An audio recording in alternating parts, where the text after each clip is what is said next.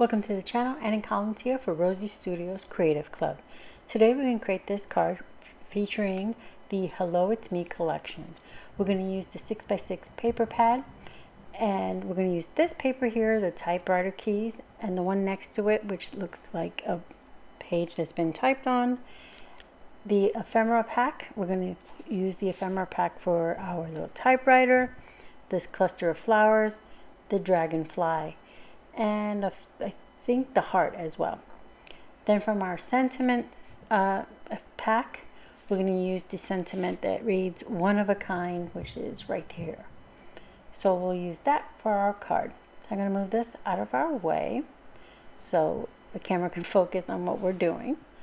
So these are the two papers. I've already trimmed them down. This one is really cute. It's just got the little typewriter keys. And the other one, it has some splatter on it, and it reads words like true story and real life and things like that. So these are the two. And here are the ephemera. I'm going to use the card base just to show you. Here's the little typewriter. It's so cute. And I love the little vintage paper look, coming out of it. And then we have that little floral cluster and a dragonfly. There are foil elements within the dragonfly, and of course that foil heart that I'm trying to pick up from the tray now.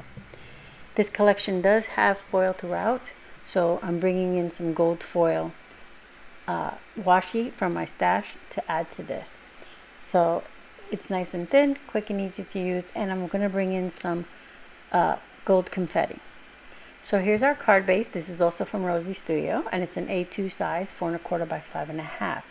I have this mint piece of cardstock that's been trimmed down to the same size as our card base. Let's start by adhering our two pieces of of pattern paper together. So I have the bottom piece is about 2 inches wide, and it's about 4 inches across. And I'm just going to adhere that on top of the other panel. The panel's been cut down about 1/8 of an inch or so, smaller than the cardstock. So I'm going to I layered those together, and I'm going to put the gold washi tape on top of the seams. It's doing two things: hiding our seams and bringing in a little bit more gold to the card. So I'm just going to trim off the excess here, and then I'll just wrap it around. So I want to make sure it's nice and even. It is diagonal, so it's a little hard to make sure, but I'm just going to double check. And then I'll just press it on the back like so. And now it's all set. So we can adhere this to our card base. No, not our card base, our cardstock panel. Except that I'm going to cut this little piece here because it's not quite laying flat, and it's giving me a little bubble. And you can see it on the other side, so I don't like that. So I'm going to cut that off, get rid of that. All right, so now I'm going to put some adhesive, some liquid adhesive all the way on the back. And I'll then adhere this to that cardstock panel. Whew, words are hard today. There we go. So we're going to go ahead and adhere that, getting it centered. Press it in place. And then we'll be able to adhere this to our card base so that we can then build onto that. These cards come together really quick because you're just using all these ephemera pieces that are already die cut and colored for you. So they're great for putting together quick cards and having your stash build up. So once we adhere this panel onto our base, I'm going to make sure it's centered and all set. Press it down. Now we can start working on building our little cluster here, our focal point. Trying to make sure it's even. There we go. So I'm going to bring in all those little pieces. I have some foam adhesive on our typewriter, and I know I want this to go like this, just peeking out from behind the typewriter. So I'm going to just do it together. I'm just going to remove the adhesive, a little piece of it here, so I can decide, do I want this tucked just so, or yeah, I want it a little higher, but I don't want it to take over too much because I don't want my sentiment to get lost, well, to cover too much of the florals, what I'm trying to say. So now that I have it, I'm just going to bend it back a little bit and then put some adhesive. So I'm holding it just the stem, which is going to be tucked behind the typewriter. So if it gets a little bent, no one will know. So now I know, okay, that's good. Now I can start removing the backing of my foam adhesive that's on my typewriter. And this is low profile foam adhesive. It came in a sheet and I just cut it up to fill in the space. So I need some on the little typewriter arm here, you know, that you press the arm to move the carrier to the other side. I need a little piece there, so I'm going to go ahead and put that on there. And then I can place it. I'm also going to use the keys to help line everything up, make sure my typewriter is straight. Now I have that. So I have that little gap there towards the right. That's where I will put my dragonfly.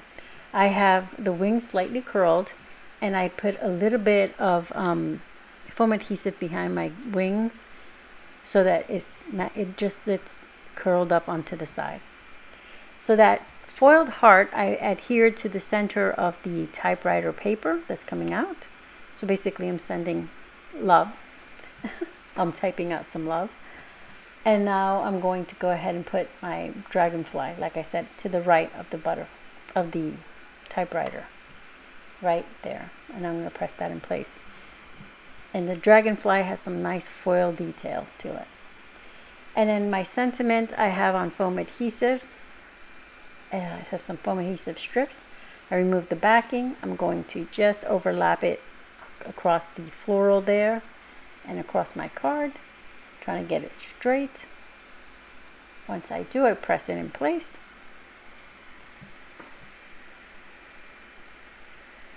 I don't press anything down until I know for sure that it's straight. There we go. So now I can press it in place. You can call your card done at this point because you have plenty of shimmer and shine between the foil of the dragonfly, that foil heart, and the washi that's gold foil. But I like to add a little more, so I'm going to add some gold confetti. I'm going to add a few in like a triangle type thing so your eye moves across the card from left to right or from right to left, however you would like. So I'm going to put 2 towards the bottom left hand corner, 1 just below the dragonfly, and 1 near the floral cluster up towards the left. And I love the fact that there's dark black in the top paper, and then of course the dark in the bottom paper, which represents the keys. So there's that continuity of this, just a little bit of black.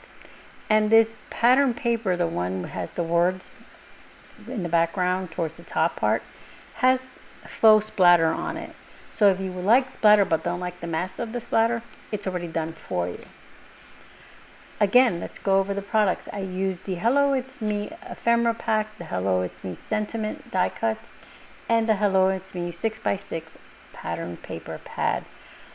This collection comes in 6x6 and 12x12. I believe it has coordinating cardstock. I just didn't get it. But I'll have everything that I did use linked in the description box below. Thank you for being here, and I hope you found some inspiration.